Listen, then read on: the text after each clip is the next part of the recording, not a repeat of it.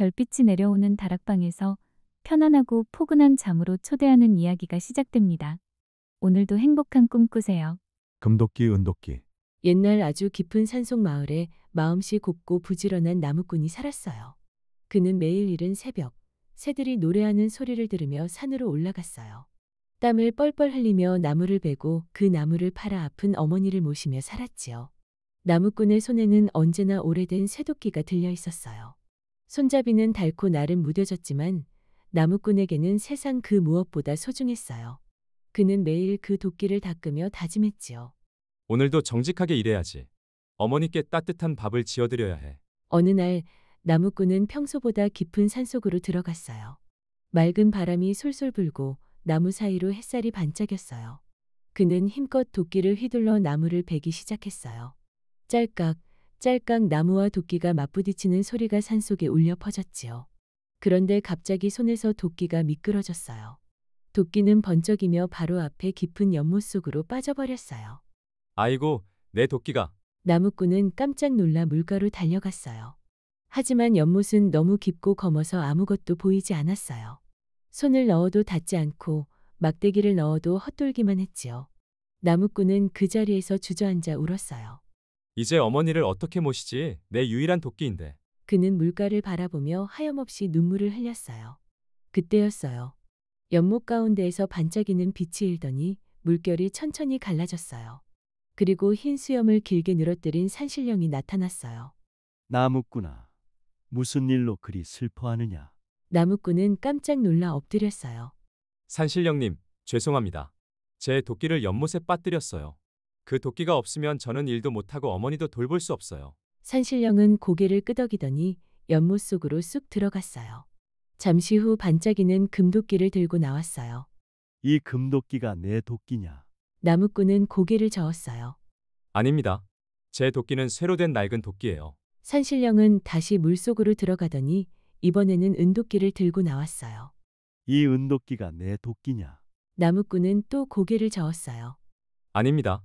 제 도끼는 그렇게 반짝이지 않아요. 그러자 산신령은 세 번째로 물속으로 들어가 낡은 쇠도끼를 들고 나왔어요. 이것이 내 도끼냐?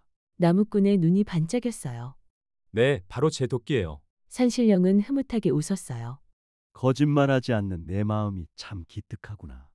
정직한 자에게는 복이 따르는 법이다. 그리고 금도끼와 은도끼를 함께 내밀었어요. 이것들도 가져가거라. 내 정직한 마음에 대한 보답이니라. 나무꾼은 깜짝 놀라 두 손을 내저었어요. 아닙니다, 신령님. 저는 제 도끼만 있어도 충분합니다. 하지만 산신령은 부드럽게 웃으며 세 자루를 모두 주었어요.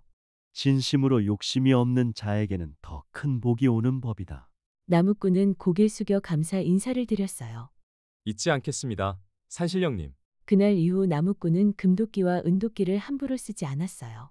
집안 깊은 곳에 조심스레 간직하고 늘 쓰던 낡은 쇠도끼로 변함없이 일을 했지요. 그의 마음에는 산신령의 말처럼 따뜻한 빛이 깃들었어요. 정직하게 일하면 하늘이 도와준다는 믿음이 생겼지요. 며칠 후 이웃에 사는 욕심 많은 나무꾼이 그 이야기를 들었어요. 금도끼와 은도끼를 받았다고. 나도 한번 해봐야지. 그는 다음 날 서둘러 연못으로 갔어요. 그리고 일부러 자기 도끼를 연못 속에 던져 넣었어요. 아이고, 내 도끼가 빠졌네. 그는 크게 소리치며 울기 시작했지요. 잠시 후 산신령이 또 나타났어요. 나무꾼아, 왜 우느냐? 산신령님, 제 도끼가 빠졌습니다. 찾아주십시오. 산신령은 금도끼를 들고 나왔어요. 이 금도끼가 내 도끼냐? 욕심꾸러기는 기다렸다는 듯 대답했어요. 네, 맞습니다. 제 도끼예요. 그 순간 산신령의 눈빛이 차가워졌어요. 거짓을 말하는 자에게는 아무것도 줄 수 없느니라. 말이 끝나자 금도끼는 번쩍이며 사라졌어요. 그리고 연못에서는 물보라가 일었어요. 욕심꾸러기는 깜짝 놀라 도망치려다 발을 헛디뎌 물가에 넘어졌지요. 그는 물에 젖은 채로 후회했어요. 아이고, 괜히 욕심 부렸네. 그냥 내 도끼만 건질걸. 하지만 산신령은 다시 나타나지 않았어요. 욕심꾸러기는 결국 도끼 하나도 얻지 못하고 돌아갔답니다. 그 후로 마을 사람들은 나무꾼의 이야기를 두고두고 전했어요. 정직한 사람은 하늘이 돕는다더니 그 말이 참이구나. 아이들은 나무꾼을 본받겠다고 약속했고 어른들은 욕심을 부리지 말자고 서로 다짐했어요. 나무꾼은 예나 지금이나 변함없이 살았어요. 그의 마음속에는 언제나 잔잔한 연못처럼 고요한 평화가 있었어요. 그가 베는 나무마다 향기가 났고 그가 닦는 도끼날마다 따뜻한 햇살이 반짝였어요. 사람들은 아이들에게 이렇게 말했답니다. 거짓과 욕심은 결국 자신을 해치지만 정직한 마음은 세상 어떤 금보다 귀하단다. 너희도 나무꾼처럼 솔직하고 착한 마음으로 살아가렴. 이 이야기는 정직의 소중함을 알려줍니다. 남을 속여 얻는 것은 결국 사라지지만 진실한 마음은 언제나 복을 불러온답니다. 작은 일에도 바른 마음을 잃지 않는 것. 그것이 진짜 금보다 빛나는 보물이랍니다. 토끼와 거북이. 옛날 옛적 햇살이 가득 내리쬐는 숲속에 다양한 동물들이 사이좋게 살고 있었습니다. 그 중에서도 가장 빠르다고 소문난 토끼와 느릿느릿하지만 늘 꿋꿋한 거북이가 있었지요. 토끼는 언제나 가볍게 숲을 뛰어다니며 다른 동물들에게 자랑을 했습니다. 반면 거북이는 말이 많지 않았고 천천히 걷지만 늘 포기하지 않고 자기 길을 걸어갔습니다. 봐! 내가 숲을 3바퀴나 뛰었는데도 숨 하나 안 차! 누가 나보다 빠를 수 있겠어? 빠르다고 해서 늘 이기는 건 아니야. 꾸준히 가는 것도 중요하지. 토끼는 거북이의 말에 귀 기울이지 않았습니다. 오히려 우쭐한 마음이 더 커졌지요. 며칠 뒤 숲속 동물들이 모두 모인 자리에서 토끼는 다시 목소리를 높였습니다. 얘들아! 내가 얼마나 빠른지 직접 보여줄까? 누구든 나랑 달리기 시합을 하자. 그렇다면 내가 해보마. 느리지만 끝까지 달려보는 게 더 의미 있을 거야. 어머, 거북이가 정말 괜찮을까? 하지만 용기가 대단하네. 그리하여 숲속에 큰 경주가 열리게 되었습니다. 푸른 나무들이 바람에 흔들리고 작은 새들도 나뭇가지에 앉아 시합을 구경하려 했지요. 출발선에는 토끼와 거북이가 나란히 섰습니다. 동물들의 눈빛은 설렘과 호기심으로 반짝였습니다. 준비됐지? 하나, 둘, 셋, 출발! 호각 소리와 함께 토끼는 화살처럼 튀어나갔습니다. 거북이는 몸을 낮추고 천천히 발을 내디뎠지요. 순식간에 토끼는 멀리 달려가 버렸고 거북이는 아직 출발선에서 조금 떨어진 곳을 힘겹게 기어가고 있었습니다. 거북이는 아직 저기 있네. 이런 상대라면 나 혼자 놀아도 이길 수 있겠어. 토끼는 신나게 달리다가 커다란 나무 그늘 아래 푸른 풀밭을 발견했습니다. 바람은 시원하게 불어오고 새들은 즐겁게 노래했습니다. 토끼는 잠깐 누워도 거북이가 따라오지 못할 거라 생각하며 눈을 감았습니다. 곧 포근한 잠에 빠져들었지요. 나는 빠르진 않지만 멈추지 않고 갈 거야. 한 발, 또 한 발, 끝까지 가는 게 중요하지. 거북이는 이마에 땀이 송골송골 맺혔지만 포기하지 않았습니다. 바람이 불어도 다리가 무거워도 그는 묵묵히 앞으로 나아갔습니다. 숲속 동물들도 놀라며 속삭였지요. 저렇게 천천히 가는데도 멈추지 않는구나. 시간이 흘러 거북이는 마침내 결승선에 가까워졌습니다. 그제야 토끼는 눈을 비비며 잠에서 깨어났습니다. 아, 큰일 났다. 빨리 달려야 해. 토끼는 번개처럼 달려왔지만 거북이는 이미 마지막 발걸음을 내디디며 결승선을 통과했습니다. 순간 숲속에는 환호성이 울려 퍼졌습니다. 거북이가 이겼다. 거북이가 먼저 들어왔다. 내가 거북이에게 지다니 자만한 게 잘못이었어. 토끼야, 내가 잠을 자지 않았다면 이겼을 거야. 하지만 나는 멈추지 않고 끝까지 갔단다. 중요한 건 포기하지 않는 마음이야. 그날 이후 토끼는 스스로를 돌아보며 겸손을 배웠고 거북이는 숲속 친구들의 존경을 받게 되었습니다. 토끼와 거북이의 경주를 지켜본 친구들은 빠르든 느리든 중요한 건 남과 비교하지 않고 자신이 세운 길을 끝까지 걸어가는 꾸준한 마음이라는 것을 배웠답니다. 미운 오리 새끼. 봄 햇살이 부드럽게 내리던 어느 농가 마당에 오리 어미가 알을 품고 있었어요. 하루, 이틀, 그리고 또 며칠이 지나자 알들이 하나둘씩 톡톡 소리를 내며 깨지기 시작했지요. 노란 병아리 같은 오리 새끼들이 삐약삐약 울며 세상 밖으로 고개를 내밀었어요. 아이고, 우리 아가들 드디어 나왔구나. 세상에 얼마나 예쁜지 몰라. 하지만 마지막에 남은 큰 알은 좀처럼 깨질 기미가 보이지 않았어요. 며칠 뒤 느리게 금이 가더니 그 속에서 회색빛 깃털을 한 새끼 오리가 고개를 내밀었지요. 어머, 저 친구는 뭐야? 색이 이상하게 칙칙하네. 다른 오리들하고는 너무 다르잖아. 회색 아기 오리는 형제들 사이에서도 크고 투박했어요. 걸음도 서툴고 목소리도 조금 거칠었지요. 형제들이 놀 때마다 그는 조금 뒤에서 조용히 바라보곤 했어요. 나도 함께 놀고 싶은데 왜 다들 나를 이상하게 볼까? 날이 갈수록 농장 동물들은 그를 미운 오리 새끼라 불렀어요. 심지어 아이들마저 손가락질하며 놀렸지요. 결국 회색 새끼 오리는 눈물을 꾹 참으며 마당을 떠나기로 결심했어요. 어디든 괜찮아. 내가 쉴 수 있는 곳이면 돼. 그는 들판을 건너고 개울을 지나며 외로운 밤을 보냈어요. 비바람이 몰아치는 날이면 작은 숲을 밑에서 몸을 웅크렸고 달빛이 비추는 밤이면 하늘을 올려다보며 조용히 소원을 빌었지요. 나도 언젠가 나를 미워하지 않는 친구를 만나고 싶어. 겨울이 찾아오자 모든 것이 얼어붙었어요. 작은 오리는 추위에 떨며 거의 쓰러질 지경이었지요. 그때 마음씨 착한 농부가 그를 발견하고 따뜻한 헛간 안으로 데려다 주었어요. 겨울이 길게 지나고 드디어 봄이 찾아왔어요. 하얀 눈이 녹고 새싹이 피어나던 어느 날, 오리는 다시 밖으로 나와 반짝이는 연못가로 걸어갔지요. 그곳에는 눈처럼 하얀 새들이 유유히 떠 있었어요. 그들은 길고 고운 목을 뽐내며 햇살 아래에서 빛나고 있었지요. 저 새들은 참 아름답다. 하지만 나 같은 미운 오리가 어떻게 저 곁에 설 수 있겠어. 그가 물 위로 다가가자 물속에 비친 자신의 모습이 보였어요. 놀랍게도 회색빛 깃털은 사라지고 눈부신 흰 깃털이 빛나고 있었지요. 이게 정말 나야? 그는 더 이상 미운 오리가 아니라 하늘을 나는 고운 백조가 되어 있었어요. 백조들이 다가와 따뜻한 눈빛으로 인사를 건넸지요. 어서 와, 우리와 함께 하자. 너는 이제 혼자가 아니야. 그날 연못 위에는 봄 햇살보다 더 따뜻한 미소가 떠올랐어요. 언제나 다르다고 놀림받던 작은 새는 결국 누구보다 아름다운 날개로 세상에 날아오른 것이지요. 우리의 모습이 남들과 다르다고 해서 그것이 잘못된 건 아니에요. 때로는 그 다름이 나만의 빛이 되기도 하니까요. 그래서 미운 오리 새끼의 이야기는 이렇게 속삭입니다. 진짜 아름다움은 나 자신을 믿을 때 피어난다. 소가 된 게으름뱅이. 옛날 어느 조용한 시골 마을에 아주 게으른 소년이 살았어요. 아침을 먹고 또 자고 점심을 먹고도 또 자고 놀러 나가는 것조차 귀찮아했지요.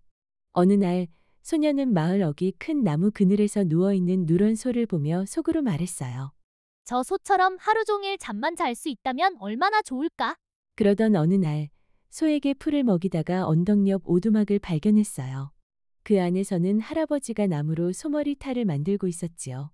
소년이 물었어요. 할아버지, 그게 뭐예요? 이건 소머리 탈이란다. 이걸 쓰면 진짜 소가 될 수 있지. 그러면 하루 종일 편하게 살 수 있을 게야. 솔깃해진 소년은 얼른 탈을 눌렀었어요. 순식간에 소년은 진짜 소로 변해버렸어요. 소년은 기뻤어요. 이제 실컷 잘 수 있겠구나. 그런데 잠시 뒤 할아버지가 소의 엉덩이를 철썩치며 말했어요. 이 게으른 소야. 일도 안 하는 소는 팔아야겠다. 할아버지는 소가 된 소년을 장터로 끌고 갔고 마침 지나가던 아버지가 그 소를 사겠다고 했어요. 좋은 소로구나. 값을 치를 테니 나한테 팔겠소? 다만 주의할 점이 있어. 이 소는 물을 먹으면 목숨을 잃으니 절대 먹이지 마시오. 아버지는 대수롭지 않게 생각하고 소를 집으로 끌고 갔어요. 아버지는 집으로 데리고 온 소에게 반일을 시켰어요. 소야, 어서 밭을 갈아라. 소년은 속으로 울먹였어요. 아버지, 저예요. 아들이에요. 하지만 입에서는 라고 소울음 소리만 나왔지요. 소년은 밭일과 집 나르기에 시달리며 점점 지쳐갔어요. 그러던 어느 날 길가에 무밭이 보였어요. 소년은 노인의 말이 떠올랐어요. 물을 먹으면 절대 안 된다고 했지. 무슨 방법이 생길지도 몰라. 소년은 물을 뽑아 와작와작 씹었어요. 이제 끝인 건가? 하지만 놀랍게도 소년은 죽지 않았어요. 대신 나무 소머리 탈이 툭 떨어지며 원래 모습으로 돌아왔지요. 소년은 크게 외쳤어요. 다시 사람이 되었어. 이제는 절대로 게으름을 피우지 않을 거야. 소년은 힘차게 언덕을 달려 내려가 부모님께 달라진 모습을 보여드렸어요. 그날 이후 소년은 게으른 아이가 아니라 부지런한 아이로 살았답니다. 개미와 배짱이. 한여름의 햇살이 푸른 잎 사이로 반짝이던 어느 날, 초록빛 풀밭 위에 개미 한 마리가 부지런히 곡식을 나르고 있었어요. 작은 몸이었지만 개미는 온 힘을 다해 미라를 등에 올리고 무거운 발걸음을 옮겼지요. 후, 오늘도 해가 지기 전에 한 포대라도 더 옮겨야지. 겨울이 오기 전에 식량을 모아두지 않으면 안 돼. 그때 시원한 바람결을 따라 낭낭한 노랫소리가 들려왔어요.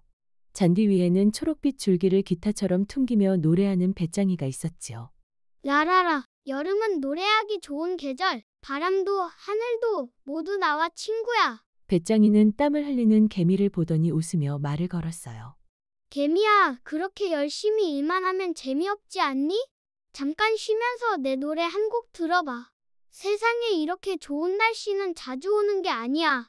배짱이야, 내 노래는 참 즐겁고 멋지구나. 하지만 여름은 길지 않아. 겨울이 오면 먹을 게 없어질지도 몰라. 그때 가서 후회하지 않게 지금은 조금 더 일해야 해. 배짱이는 개미의 말에 고개를 갸웃하며 웃어넘겼어요. 겨울이라니 아직 한참 남았잖아. 오늘은 오늘의 노래를 부르는 거야. 내일은 내일의 바람이 불겠지.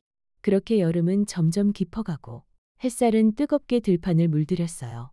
개미는 하루도 쉬지 않고 일했지만 배짱이는 나뭇잎 그늘 아래서 노래하고 낮잠을 자곤 했지요.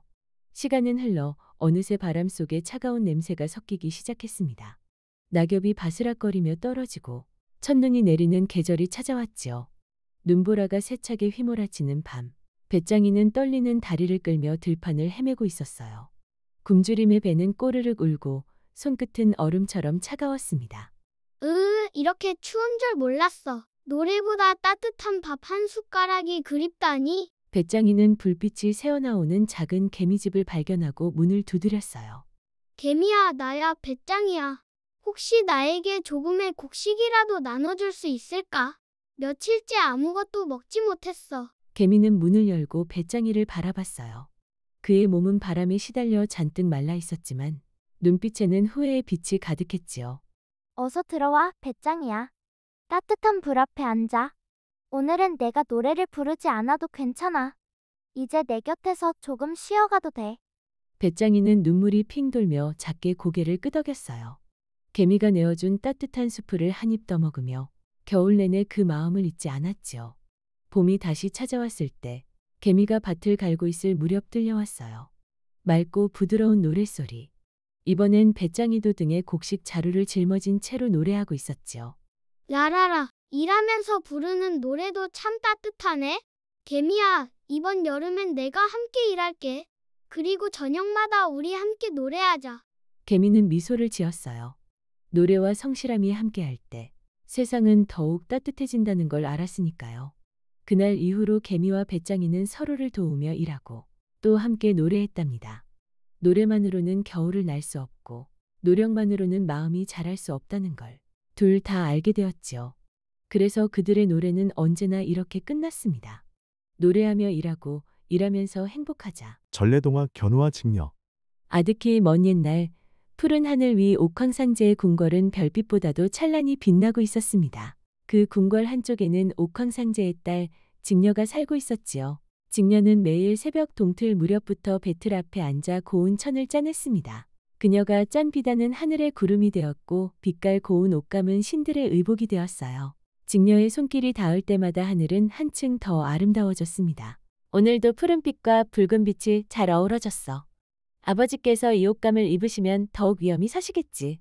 궁궐 반대편 은하수 너머 들판에는 소를 돌보는 청년 견우가 있었습니다. 그는 하루 종일 소들을 이끌고 다니며 푸른 풀밭을 지켰습니다. 떼약볕이 내리쬐도 비바람이 쏟아져도 그는 이를 게을리하지 않았습니다. 하늘의 별들도 그가 지나가면 은빛으로 반짝이며 그의 성실함을 칭찬하듯 빛났습니다. 오늘도 수고했구나. 내가 너희를 잘 돌보아야 별빛도 고르게 빛날 수 있지. 내가 지켜야 할 책임은 결코 작지 않아. 옥황상제는 두 사람의 성실한 모습을 오래도록 지켜보며 흐뭇해했습니다. 이처럼 성실하고 부지런한 젊은이들이라면 서로에게 의지가 되어 더 큰 기쁨을 누릴 수 있겠구나. 그리하여 그는 두 사람을 만나게 허락했지요. 처음 마주한 순간 직녀와 견우의 가슴은 두근거렸습니다. 서로의 눈빛 속에서 오랜 외로움이 스르르 풀리고 새로운 빛이 번져갔습니다. 저는 언제나 배틀 앞에서만 지내왔어요. 이렇게 웃고 떠들 수 있다는 게 아직 낯설지만 참 행복하네요. 저 역시 소들만 상대하다 보니 늘 고요한 나날뿐이었죠. 그런데 당신과 함께하니 하루가 너무도 짧게 느껴집니다. 그날 이후 두 사람은 매일같이 함께 걷고 이야기하고 웃음을 나누었습니다. 하지만 시간이 흐를수록 문제는 드러났습니다. 직녀는 배틀 앞에 앉지 않았고 고운천은 더 이상 짜이지 않았습니다. 하늘에 옷감이 부족해 신들이 입을 옷조차 마련되지 않았지요. 견우 또한 들판을 돌보지 않아 소들은 힘없이 지쳐 쓰러지고 별빛은 흐릿하게 빛을 잃어갔습니다. 대왕님, 직녀가 더 이상 옷감을 짜지 않습니다. 궁궐의 옷이 헤어져 가고 있습니다. 견우가 들판을 돌보지 않아 우리 빛이 희미해지고 있어요. 이 모든 소식을 들은 옥황상제는 얼굴빛이 어두워졌습니다. 그는 두 사람을 불러 꾸짖었습니다. 너희를 맺어준 뜻은 서로를 돕고 더욱 성실히 살라는 것이었다. 그런데 어찌 본분을 저버리고 세상을 어지럽히느냐. 지금의 너희는 오직 자기들만의 기쁨에 빠져 있을 뿐이다. 분노한 옥황상제는 결국 두 사람을 은하수 양쪽으로 갈라놓았습니다. 은하수는 깊고 넓어 다가가려 해도 닿을 수 없었습니다. 별빛은 더욱 차갑게 빛났고 두 사람의 눈에는 끝없는 슬픔의 눈물이 맺혔습니다. 견우님, 제 목소리가 들리시나요?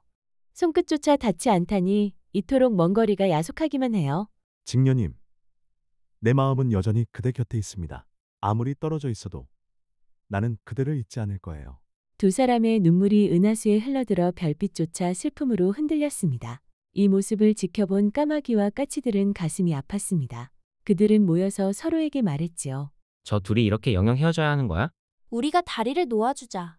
단 하루라도 다시 만날 수 있도록. 그리하여 해마다 7월 7석이 되면 까마귀와 까치들이 하늘 가득 날아와 은하수 위에 다리를 놓았습니다. 검은 날개들이 이어져 까마귀와 까치다리가 생기면 견우와 직녀는 그 위를 걸어 서로에게 다가갈 수 있었습니다.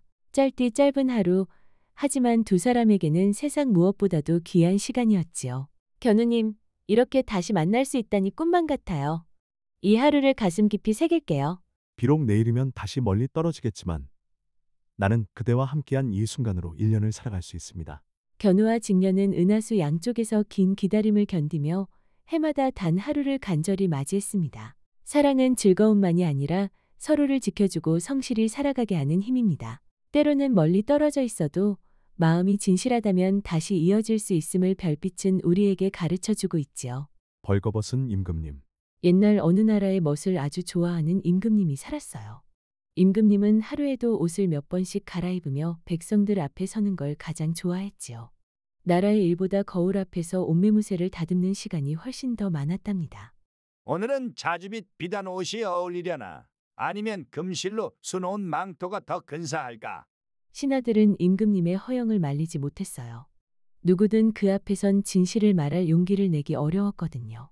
그런 어느 날 성문 앞에 낯선 두 사람이 찾아왔어요. 저희는 세상에서 가장 훌륭한 천을 짜는 장인입니다. 이 천은 특별하지요.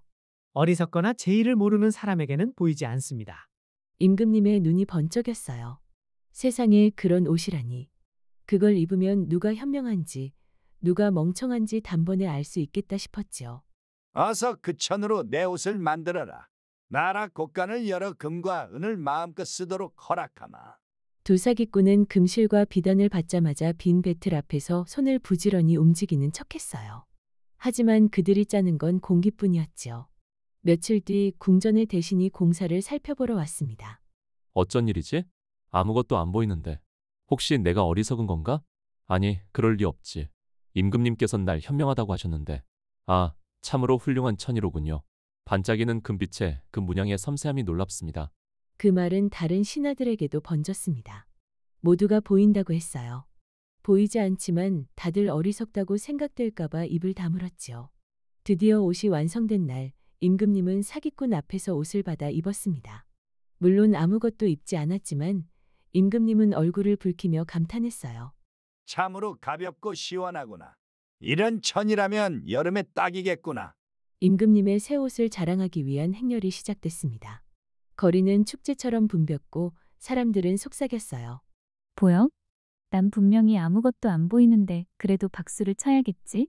사람들은 두려움에 서로 눈치를 보며 환호를 외쳤습니다. 하지만 그때 한 어린아이가 눈을 동그랗게 뜨고 외쳤어요. 임금님은 아무 옷도 안 입었어요. 사람들은 순간 숨을 죽였습니다. 그러더니 웅성웅성 웃음이 번져갔어요. 아이의 말은 너무도 솔직했고 모두가 그제야 진실을 깨달았지요. 임금님은 얼굴이 빨갛게 달아올랐지만 곧 고개를 숙였습니다. 그래, 모두가 나를 두려워하느라 진실을 말하지 못했구나. 이 아이만이 진정한 용기를 가졌구나. 그날 이후 임금님은 더 이상 화려한 옷을 찾지 않았어요. 대신 백성들의 말을 듣고 마음을 살피는 데 시간을 썼답니다. 그리고 그 아이는 나라에서 가장 정직한 어린이로 칭찬받았지요. 진실은 때로 부끄럽지만 언제나 세상을 바꾸는 힘을 가지고 있습니다. 진심을 말하는 용기, 그것이 가장 아름다운 옷이랍니다. 금도끼 은도끼. 옛날 아주 깊은 산속 마을에 마음씨 곱고 부지런한 나무꾼이 살았어요. 그는 매일 이른 새벽, 새들이 노래하는 소리를 들으며 산으로 올라갔어요. 땀을 뻘뻘 흘리며 나무를 베고 그 나무를 팔아 아픈 어머니를 모시며 살았지요. 나무꾼의 손에는 언제나 오래된 쇠도끼가 들려 있었어요. 손잡이는 닳고 날은 무뎌졌지만 나무꾼에게는 세상 그 무엇보다 소중했어요. 그는 매일 그 도끼를 닦으며 다짐했지요. 오늘도 정직하게 일해야지. 어머니께 따뜻한 밥을 지어드려야 해. 어느 날 나무꾼은 평소보다 깊은 산속으로 들어갔어요. 맑은 바람이 솔솔 불고 나무 사이로 햇살이 반짝였어요. 그는 힘껏 도끼를 휘둘러 나무를 베기 시작했어요. 짤깍, 짤깍 나무와 도끼가 맞부딪히는 소리가 산속에 울려 퍼졌지요. 그런데 갑자기 손에서 도끼가 미끄러졌어요. 도끼는 번쩍이며 바로 앞에 깊은 연못 속으로 빠져버렸어요. 아이고, 내 도끼가. 나무꾼은 깜짝 놀라 물가로 달려갔어요. 하지만 연못은 너무 깊고 검어서 아무것도 보이지 않았어요. 손을 넣어도 닿지 않고 막대기를 넣어도 헛돌기만 했지요. 나무꾼은 그 자리에서 주저앉아 울었어요. 이제 어머니를 어떻게 모시지? 내 유일한 도끼인데. 그는 물가를 바라보며 하염없이 눈물을 흘렸어요. 그때였어요. 연못 가운데에서 반짝이는 빛이 일더니 물결이 천천히 갈라졌어요. 그리고 흰 수염을 길게 늘어뜨린 산신령이 나타났어요. 나무꾼아, 무슨 일로 그리 슬퍼하느냐? 나무꾼은 깜짝 놀라 엎드렸어요. 산신령님, 죄송합니다. 제 도끼를 연못에 빠뜨렸어요. 그 도끼가 없으면 저는 일도 못하고 어머니도 돌볼 수 없어요. 산신령은 고개를 끄덕이더니 연못 속으로 쑥 들어갔어요. 잠시 후 반짝이는 금도끼를 들고 나왔어요. 이 금도끼가 내 도끼냐? 나무꾼은 고개를 저었어요. 아닙니다. 제 도끼는 쇠로 된 낡은 도끼예요. 산신령은 다시 물속으로 들어가더니 이번에는 은도끼를 들고 나왔어요. 이 은도끼가 내 도끼냐? 나무꾼은 또 고개를 저었어요. 아닙니다. 제 도끼는 그렇게 반짝이지 않아요. 그러자 산신령은 세 번째로 물속으로 들어가 낡은 쇠도끼를 들고 나왔어요. 이것이 내 도끼냐? 나무꾼의 눈이 반짝였어요. 네, 바로 제 도끼예요. 산신령은 흐뭇하게 웃었어요. 거짓말하지 않는 내 마음이 참 기특하구나. 정직한 자에게는 복이 따르는 법이다. 그리고 금도끼와 은도끼를 함께 내밀었어요. 이것들도 가져가거라. 내 정직한 마음에 대한 보답이니라.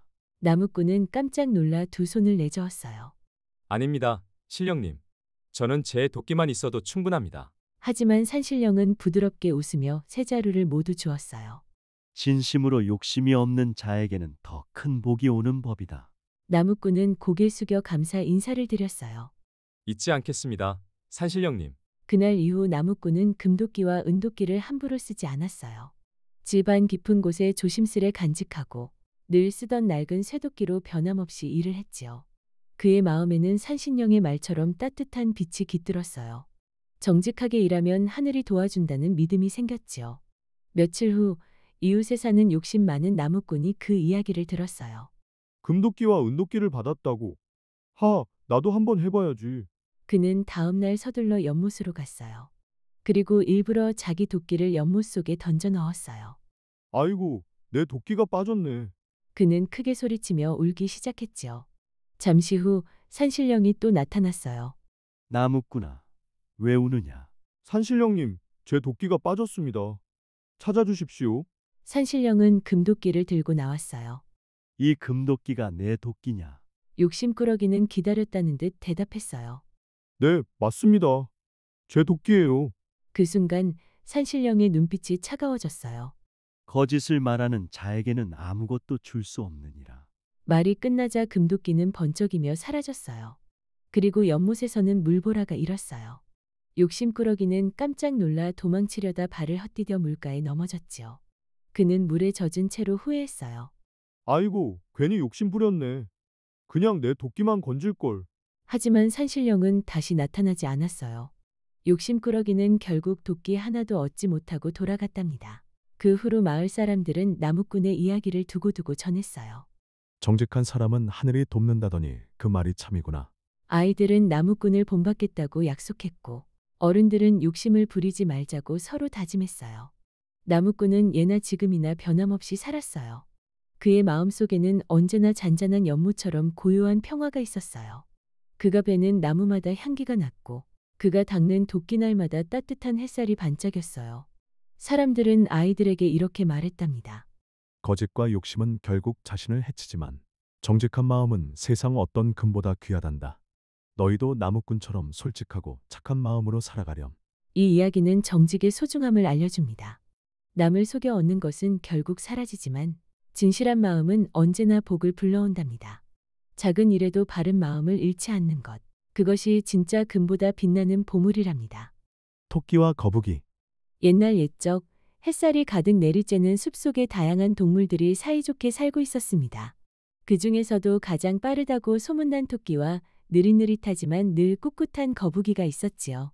토끼는 언제나 가볍게 숲을 뛰어다니며 다른 동물들에게 자랑을 했습니다. 반면 거북이는 말이 많지 않았고 천천히 걷지만 늘 포기하지 않고 자기 길을 걸어갔습니다. 봐! 내가 숲을 3바퀴나 뛰었는데도 숨 하나 안 차! 누가 나보다 빠를 수 있겠어? 빠르다고 해서 늘 이기는 건 아니야. 꾸준히 가는 것도 중요하지. 토끼는 거북이의 말에 귀 기울이지 않았습니다.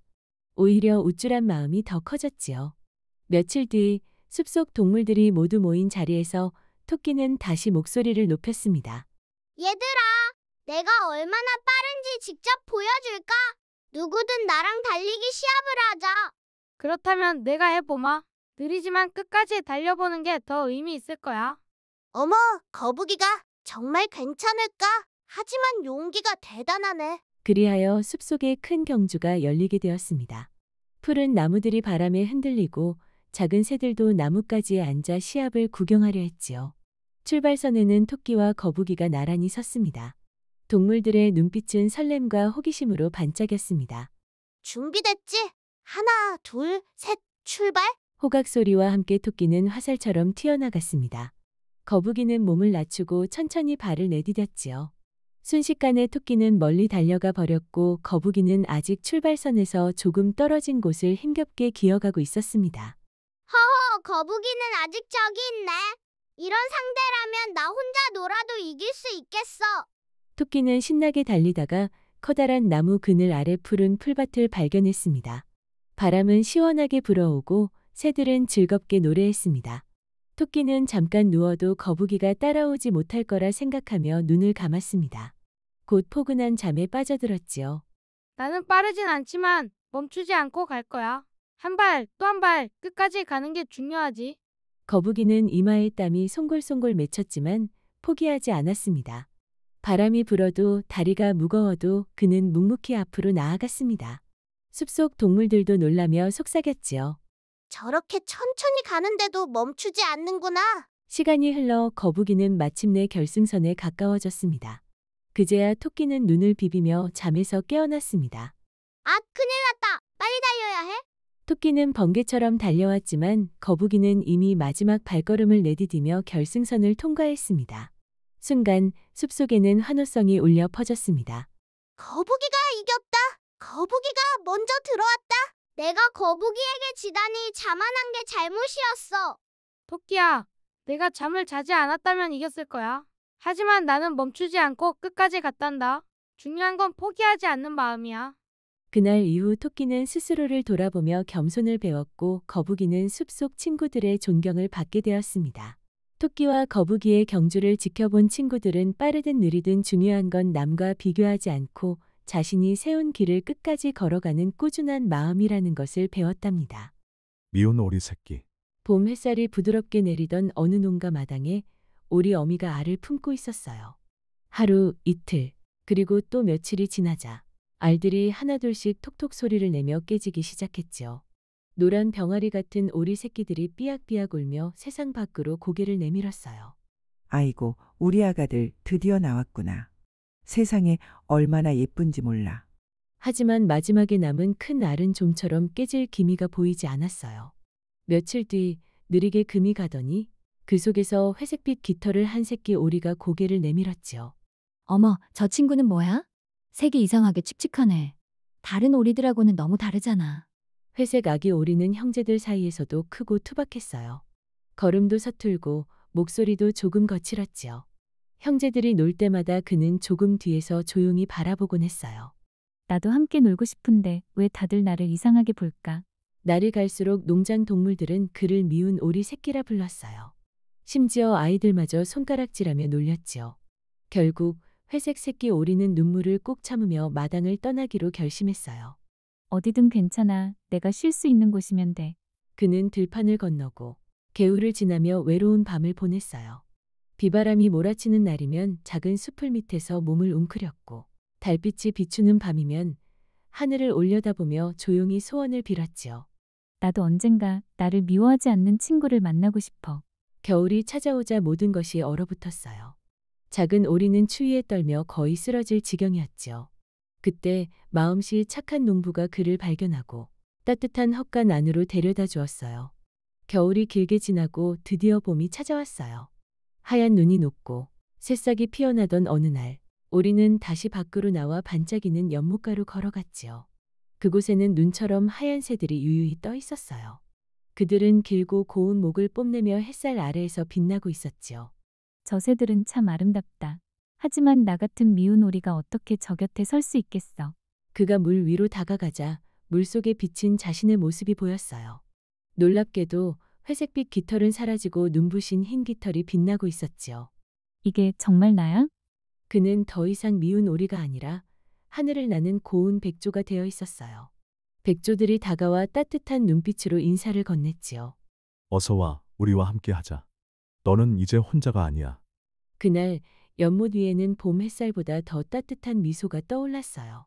언제나 다르다고 놀림받던 작은 새는 결국 누구보다 아름다운 날개로 세상에 날아오른 것이지요.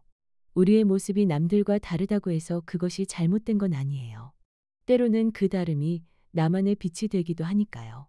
그래서 미운 오리 새끼의 이야기는 이렇게 속삭입니다. 진짜 아름다움은 나 자신을 믿을 때 피어난다. 소가 된 게으름뱅이. 옛날 어느 조용한 시골 마을에 아주 게으른 소년이 살았어요. 아침을 먹고 또 자고 점심을 먹고도 또 자고 놀러 나가는 것조차 귀찮아했지요.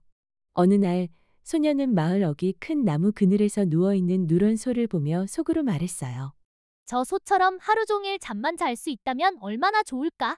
그러던 어느 날 소에게 풀을 먹이다가 언덕 옆 오두막을 발견했어요. 그 안에서는 할아버지가 나무로 소머리 탈을 만들고 있었지요. 소년이 물었어요. 할아버지, 그게 뭐예요?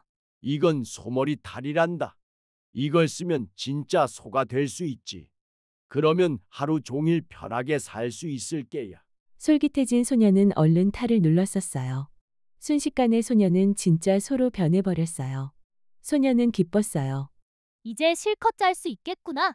그런데 잠시 뒤 할아버지가 소의 엉덩이를 철썩치며 말했어요. 이 게으른 소야. 일도 안 하는 소는 팔아야겠다. 할아버지는 소가 된 소년을 장터로 끌고 갔고 마침 지나가던 아버지가 그 소를 사겠다고 했어요. 좋은 소로구나. 값을 치를 테니 나한테 팔겠소? 다만 주의할 점이 있어. 이 소는 물을 먹으면 목숨을 잃으니 절대 먹이지 마시오. 아버지는 대수롭지 않게 생각하고 소를 집으로 끌고 갔어요. 아버지는 집으로 데리고 온 소에게 밭일을 시켰어요. 소야, 어서 밭을 갈아라. 소년은 속으로 울먹였어요. 아버지, 저예요. 아들이에요.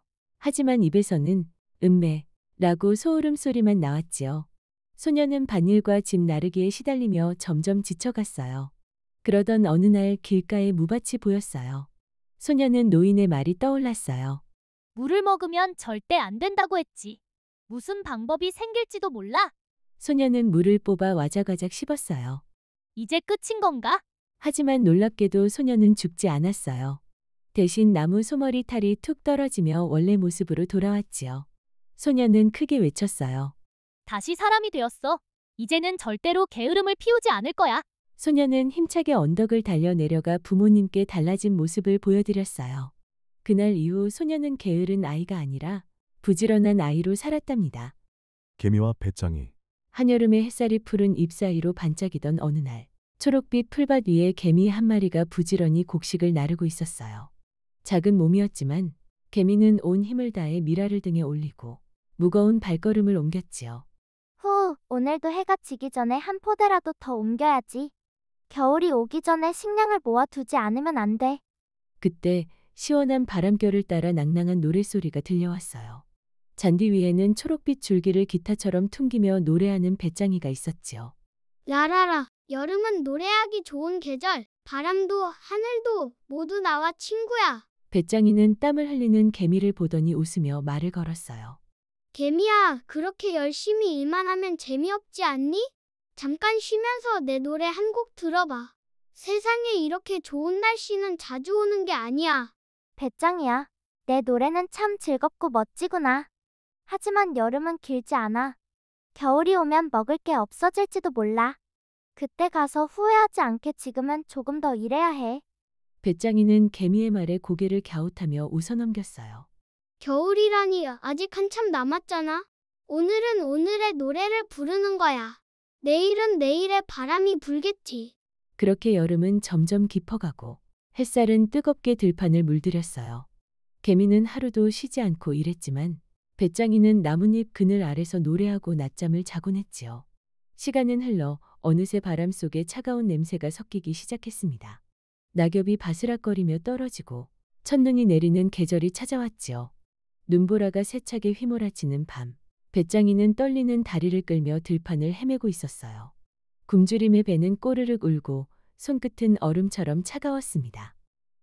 이렇게 추운 줄 몰랐어. 노래보다 따뜻한 밥 한 숟가락이 그립다니. 배짱이는 불빛이 새어나오는 작은 개미집을 발견하고 문을 두드렸어요. 개미야, 나야, 배짱이야. 혹시 나에게 조금의 곡식이라도 나눠줄 수 있을까? 며칠째 아무것도 먹지 못했어. 개미는 문을 열고 배짱이를 바라봤어요. 그의 몸은 바람에 시달려 잔뜩 말라 있었지만 눈빛에는 후회의 빛이 가득했지요. 어서 들어와, 배짱이야.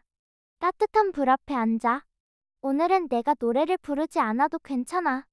이제 내 곁에서 조금 쉬어가도 돼. 배짱이는 눈물이 핑 돌며 작게 고개를 끄덕였어요. 개미가 내어준 따뜻한 수프를 한 입 떠먹으며 겨울 내내 그 마음을 잊지 않았지요. 봄이 다시 찾아왔을 때 개미가 밭을 갈고 있을 무렵 들려왔어요. 맑고 부드러운 노랫소리. 이번엔 배짱이도 등에 곡식 자루를 짊어진 채로 노래하고 있었지요. 라라라, 일하면서 부르는 노래도 참 따뜻하네. 개미야, 이번 여름엔 내가 함께 일할게. 그리고 저녁마다 우리 함께 노래하자. 개미는 미소를 지었어요. 노래와 성실함이 함께할 때 세상은 더욱 따뜻해진다는 걸 알았으니까요. 그날 이후로 개미와 배짱이는 서로를 도우며 일하고 또 함께 노래했답니다. 노래만으로는 겨울을 날 수 없고 노력만으로는 마음이 자랄 수 없다는 걸 둘 다 알게 되었지요. 그래서 그들의 노래는 언제나 이렇게 끝났습니다. 노래하며 일하고 일하면서 행복하자. 전래동화 견우와 직녀. 아득히 먼 옛날 푸른 하늘 위 옥황상제의 궁궐은 별빛보다도 찬란히 빛나고 있었습니다. 그 궁궐 한쪽에는 옥황상제의 딸 직녀가 살고 있었지요. 직녀는 매일 새벽 동틀 무렵부터 배틀 앞에 앉아 고운 천을 짜냈습니다. 그녀가 짠 비단은 하늘의 구름이 되었고 빛깔 고운 옷감은 신들의 의복이 되었어요. 직녀의 손길이 닿을 때마다 하늘은 한층 더 아름다워졌습니다. 오늘도 푸른빛과 붉은빛이 잘 어우러졌어. 아버지께서 이 옷감을 입으시면 더욱 위엄이 서시겠지. 궁궐 반대편 은하수 너머 들판에는 소를 돌보는 청년 견우가 있었습니다. 그는 하루 종일 소들을 이끌고 다니며 푸른 풀밭을 지켰습니다. 떼약볕이 내리쬐도 비바람이 쏟아져도 그는 이를 게을리하지 않았습니다. 하늘의 별들도 그가 지나가면 은빛으로 반짝이며 그의 성실함을 칭찬하듯 빛났습니다. 오늘도 수고했구나. 내가 너희를 잘 돌보아야 별빛도 고르게 빛날 수 있지.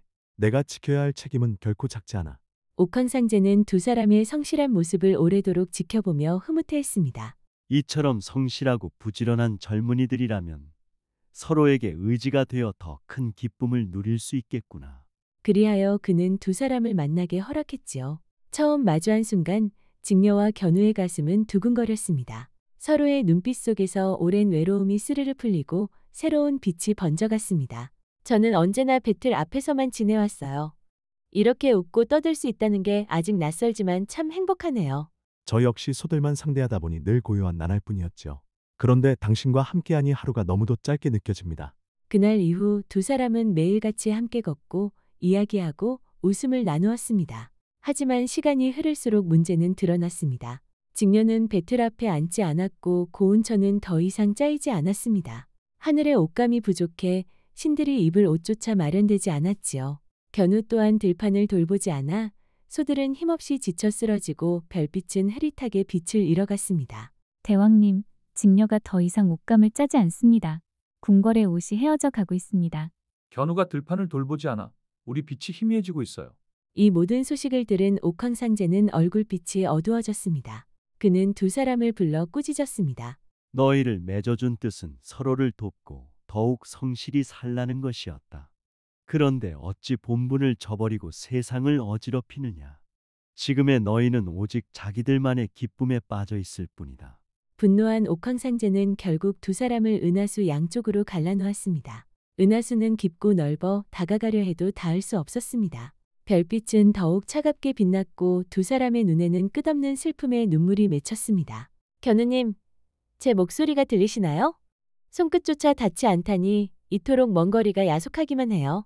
직녀님, 내 마음은 여전히 그대 곁에 있습니다. 아무리 떨어져 있어도 나는 그대를 잊지 않을 거예요. 두 사람의 눈물이 은하수에 흘러들어 별빛조차 슬픔으로 흔들렸습니다. 이 모습을 지켜본 까마귀와 까치들은 가슴이 아팠습니다. 그들은 모여서 서로에게 말했지요. 저 둘이 이렇게 영영 헤어져야 하는 거야? 우리가 다리를 놓아주자.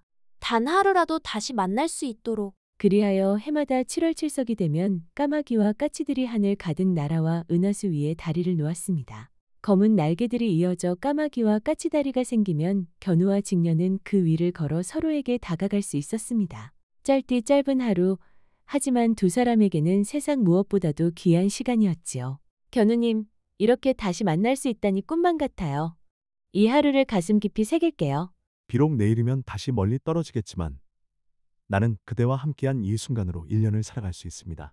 견우와 직녀는 은하수 양쪽에서 긴 기다림을 견디며 해마다 단 하루를 간절히 맞이했습니다. 사랑은 즐거움만이 아니라 서로를 지켜주고 성실히 살아가게 하는 힘입니다. 때로는 멀리 떨어져 있어도 마음이 진실하다면 다시 이어질 수 있음을 별빛은 우리에게 가르쳐주고 있지요. 벌거벗은 임금님.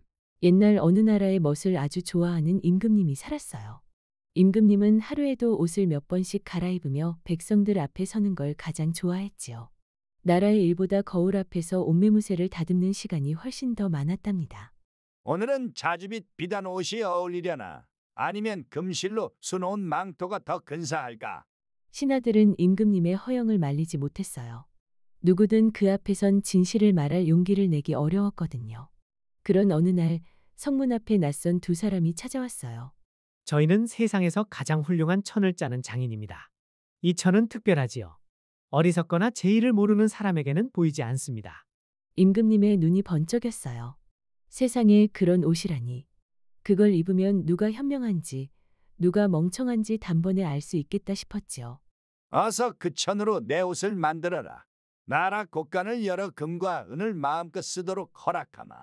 두 사기꾼은 금실과 비단을 받자마자 빈 배틀 앞에서 손을 부지런히 움직이는 척했어요. 하지만 그들이 짜는 건 공기뿐이었지요. 며칠 뒤 궁전의 대신이 공사를 살펴보러 왔습니다. 어쩐 일이지? 아무것도 안 보이는데. 혹시 내가 어리석은 건가? 아니, 그럴 리 없지. 임금님께선 날 현명하다고 하셨는데. 아, 참으로 훌륭한 천이로군요. 반짝이는 금빛에 그 문양의 섬세함이 놀랍습니다. 그 말은 다른 신하들에게도 번졌습니다. 모두가 보인다고 했어요. 보이지 않지만 다들 어리석다고 생각될까봐 입을 다물었지요. 드디어 옷이 완성된 날, 임금님은 사기꾼 앞에서 옷을 받아 입었습니다. 물론 아무것도 입지 않았지만 임금님은 얼굴을 붉히며 감탄했어요. 참으로 가볍고 시원하구나. 이런 천이라면 여름에 딱이겠구나. 임금님의 새 옷을 자랑하기 위한 행렬이 시작됐습니다. 거리는 축제처럼 붐볐고 사람들은 속삭였어요. 보여? 난 분명히 아무것도 안 보이는데 그래도 박수를 쳐야겠지? 사람들은 두려움에 서로 눈치를 보며 환호를 외쳤습니다. 하지만 그때 한 어린아이가 눈을 동그랗게 뜨고 외쳤어요. 임금님은 아무 옷도 안 입었어요. 사람들은 순간 숨을 죽였습니다. 그러더니 웅성웅성 웃음이 번져갔어요. 아이의 말은 너무도 솔직했고 모두가 그제야 진실을 깨달았지요. 임금님은 얼굴이 빨갛게 달아올랐지만 곧 고개를 숙였습니다. 그래, 모두가 나를 두려워하느라 진실을 말하지 못했구나. 이 아이만이 진정한 용기를 가졌구나. 그날 이후 임금님은 더 이상 화려한 옷을 찾지 않았어요. 대신 백성들의 말을 듣고 마음을 살피는 데 시간을 썼답니다. 그리고 그 아이는 나라에서 가장 정직한 어린이로 칭찬받았지요. 진실은 때로 부끄럽지만 언제나 세상을 바꾸는 힘을 가지고 있습니다. 진심을 말하는 용기, 그것이 가장 아름다운 옷이랍니다. 금도끼, 은도끼. 옛날 아주 깊은 산속 마을에 마음씨 곱고 부지런한 나무꾼이 살았어요. 그는 매일 이른 새벽, 새들이 노래하는 소리를 들으며 산으로 올라갔어요. 땀을 뻘뻘 흘리며 나무를 베고 그 나무를 팔아 아픈 어머니를 모시며 살았지요. 나무꾼의 손에는 언제나 오래된 쇠도끼가 들려 있었어요. 손잡이는 닳고 날은 무뎌졌지만 나무꾼에게는 세상 그 무엇보다 소중했어요. 그는 매일 그 도끼를 닦으며 다짐했지요. 오늘도 정직하게 일해야지. 어머니께 따뜻한 밥을 지어드려야 해. 어느 날 나무꾼은 평소보다 깊은 산속으로 들어갔어요. 맑은 바람이 솔솔 불고 나무 사이로 햇살이 반짝였어요. 그는 힘껏 도끼를 휘둘러 나무를 베기 시작했어요. 짤깍, 짤깍 나무와 도끼가 맞부딪히는 소리가 산속에 울려 퍼졌지요. 그런데 갑자기 손에서 도끼가 미끄러졌어요. 도끼는 번쩍이며 바로 앞에 깊은 연못 속으로 빠져버렸어요. 아이고, 내 도끼가. 나무꾼은 깜짝 놀라 물가로 달려갔어요. 하지만 연못은 너무 깊고 검어서 아무것도 보이지 않았어요. 손을 넣어도 닿지 않고 막대기를 넣어도 헛돌기만 했지요. 나무꾼은 그 자리에서 주저앉아 울었어요. 이제 어머니를 어떻게 모시지? 내 유일한 도끼인데. 그는 물가를 바라보며 하염없이 눈물을 흘렸어요. 그때였어요. 연못 가운데에서 반짝이는 빛이 일더니 물결이 천천히 갈라졌어요. 그리고 흰 수염을 길게 늘어뜨린 산신령이 나타났어요. 나무꾼아, 무슨 일로 그리 슬퍼하느냐? 나무꾼은 깜짝 놀라 엎드렸어요. 산신령님, 죄송합니다. 제 도끼를 연못에 빠뜨렸어요. 그 도끼가 없으면 저는 일도 못하고 어머니도 돌볼 수 없어요. 산신령은 고개를 끄덕이더니 연못 속으로 쑥 들어갔어요. 잠시 후 반짝이는 금도끼를 들고 나왔어요. 이 금도끼가 내 도끼냐? 나무꾼은 고개를 저었어요. 아닙니다. 제 도끼는 쇠로 된 낡은 도끼예요. 산신령은 다시 물속으로 들어가더니 이번에는 은도끼를 들고 나왔어요. 이 은도끼가 내 도끼냐? 나무꾼은 또 고개를 저었어요. 아닙니다. 제 도끼는 그렇게 반짝이지 않아요. 그러자 산신령은 세 번째로 물속으로 들어가 낡은 쇠도끼를 들고 나왔어요. 이것이 내 도끼냐? 나무꾼의 눈이 반짝였어요. 네, 바로 제 도끼예요. 산신령은 흐뭇하게 웃었어요. 거짓말하지 않는 내 마음이 참 기특하구나. 정직한 자에게는 복이 따르는 법이다. 그리고 금도끼와 은도끼를 함께 내밀었어요. 이것들도 가져가거라. 내 정직한 마음에 대한 보답이니라. 나무꾼은 깜짝 놀라 두 손을 내저었어요. 아닙니다, 신령님. 저는 제 도끼만 있어도 충분합니다. 하지만 산신령은 부드럽게 웃으며 세 자루를 모두 주었어요. 진심으로 욕심이 없는 자에게는 더 큰 복이 오는 법이다. 나무꾼은 고개 숙여 감사 인사를 드렸어요. 잊지 않겠습니다, 산신령님. 그날 이후 나무꾼은 금도끼와 은도끼를 함부로 쓰지 않았어요. 집안 깊은 곳에 조심스레 간직하고 늘 쓰던 낡은 쇠도끼로 변함없이 일을 했지요. 그의 마음에는 산신령의 말처럼 따뜻한 빛이 깃들었어요. 정직하게 일하면 하늘이 도와준다는 믿음이 생겼지요. 며칠 후 이웃에 사는 욕심 많은 나무꾼이 그 이야기를 들었어요. 금도끼와 은도끼를 받았다고. 나도 한번 해봐야지.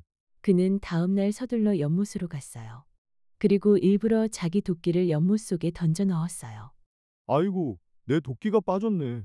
그는 크게 소리치며 울기 시작했지요. 잠시 후 산신령이 또 나타났어요. 나무꾼아, 왜 우느냐? 산신령님, 제 도끼가 빠졌습니다. 찾아주십시오. 산신령은 금도끼를 들고 나왔어요. 이 금도끼가 내 도끼냐? 욕심꾸러기는 기다렸다는 듯 대답했어요. 네, 맞습니다. 제 도끼예요. 그 순간 산신령의 눈빛이 차가워졌어요. 거짓을 말하는 자에게는 아무것도 줄 수 없느니라. 말이 끝나자 금도끼는 번쩍이며 사라졌어요. 그리고 연못에서는 물보라가 일었어요. 욕심꾸러기는 깜짝 놀라 도망치려다 발을 헛디뎌 물가에 넘어졌지요. 그는 물에 젖은 채로 후회했어요. 아이고, 괜히 욕심 부렸네. 그냥 내 도끼만 건질걸. 하지만 산신령은 다시 나타나지 않았어요. 욕심꾸러기는 결국 도끼 하나도 얻지 못하고 돌아갔답니다. 그 후로 마을 사람들은 나무꾼의 이야기를 두고두고 전했어요. 정직한 사람은 하늘이 돕는다더니 그 말이 참이구나. 아이들은 나무꾼을 본받겠다고 약속했고 어른들은 욕심을 부리지 말자고 서로 다짐했어요. 나무꾼은 예나 지금이나 변함없이 살았어요. 그의 마음속에는 언제나 잔잔한 연못처럼 고요한 평화가 있었어요. 그가 베는 나무마다 향기가 났고 그가 닦는 도끼날마다 따뜻한 햇살이 반짝였어요. 사람들은 아이들에게 이렇게 말했답니다. 거짓과 욕심은 결국 자신을 해치지만 정직한 마음은 세상 어떤 금보다 귀하단다. 너희도 나무꾼처럼 솔직하고 착한 마음으로 살아가렴. 이 이야기는 정직의 소중함을 알려줍니다. 남을 속여 얻는 것은 결국 사라지지만 진실한 마음은 언제나 복을 불러온답니다. 작은 일에도 바른 마음을 잃지 않는 것. 그것이 진짜 금보다 빛나는 보물이랍니다. 토끼와 거북이. 옛날 옛적 햇살이 가득 내리쬐는 숲속에 다양한 동물들이 사이좋게 살고 있었습니다. 그 중에서도 가장 빠르다고 소문난 토끼와 느릿느릿하지만 늘 꿋꿋한 거북이가 있었지요. 토끼는 언제나 가볍게 숲을 뛰어다니며 다른 동물들에게 자랑을 했습니다. 반면 거북이는 말이 많지 않았고 천천히 걷지만 늘 포기하지 않고 자기 길을 걸어갔습니다. 봐! 내가 숲을 3바퀴나 뛰었는데도 숨 하나 안 차! 누가 나보다 빠를 수 있겠어? 빠르다고 해서 늘 이기는 건 아니야. 꾸준히 가는 것도 중요하지. 토끼는 거북이의 말에 귀 기울이지 않았습니다. 오히려 우쭐한 마음이 더 커졌지요. 며칠 뒤 숲속 동물들이 모두 모인 자리에서 토끼는 다시 목소리를 높였습니다. 얘들아, 내가 얼마나 빠른지 직접 보여줄까? 누구든 나랑 달리기 시합을 하자. 그렇다면 내가 해보마. 느리지만 끝까지 달려보는 게 더 의미 있을 거야. 어머, 거북이가 정말 괜찮을까? 하지만 용기가 대단하네. 그리하여 숲속에 큰 경주가 열리게 되었습니다. 푸른 나무들이 바람에 흔들리고 작은 새들도 나뭇가지에 앉아 시합을 구경하려 했지요. 출발선에는 토끼와 거북이가 나란히 섰습니다. 동물들의 눈빛은 설렘과 호기심으로 반짝였습니다. 준비됐지? 하나, 둘, 셋, 출발! 호각 소리와 함께 토끼는 화살처럼 튀어나갔습니다. 거북이는 몸을 낮추고 천천히 발을 내디뎠지요. 순식간에 토끼는 멀리 달려가 버렸고 거북이는 아직 출발선에서 조금 떨어진 곳을 힘겹게 기어가고 있었습니다. 허허, 거북이는 아직 저기 있네. 이런 상대라면 나 혼자 놀아도 이길 수 있겠어. 토끼는 신나게 달리다가 커다란 나무 그늘 아래 푸른 풀밭을 발견했습니다. 바람은 시원하게 불어오고 새들은 즐겁게 노래했습니다. 토끼는 잠깐 누워도 거북이가 따라오지 못할 거라 생각하며 눈을 감았습니다. 곧 포근한 잠에 빠져들었지요. 나는 빠르진 않지만 멈추지 않고 갈 거야. 한 발, 또 한 발, 끝까지 가는 게 중요하지. 거북이는 이마에 땀이 송골송골 맺혔지만 포기하지 않았습니다. 바람이 불어도 다리가 무거워도 그는 묵묵히 앞으로 나아갔습니다. 숲속 동물들도 놀라며 속삭였지요. 저렇게 천천히 가는데도 멈추지 않는구나. 시간이 흘러 거북이는 마침내 결승선에 가까워졌습니다. 그제야 토끼는 눈을 비비며 잠에서 깨어났습니다. 아, 큰일 났다. 빨리 달려야 해. 토끼는 번개처럼 달려왔지만 거북이는 이미 마지막 발걸음을 내디디며 결승선을 통과했습니다. 순간 숲속에는 환호성이 울려 퍼졌습니다. 거북이가 이겼다. 거북이가 먼저 들어왔다. 내가 거북이에게 지다니 자만한 게 잘못이었어. 토끼야, 내가 잠을 자지 않았다면 이겼을 거야. 하지만 나는 멈추지 않고 끝까지 갔단다. 중요한 건 포기하지 않는 마음이야. 그날 이후 토끼는 스스로를 돌아보며 겸손을 배웠고 거북이는 숲속 친구들의 존경을 받게 되었습니다. 토끼와 거북이의 경주를 지켜본 친구들은 빠르든 느리든 중요한 건 남과 비교하지 않고 자신이 세운 길을 끝까지 걸어가는 꾸준한 마음이라는 것을 배웠답니다.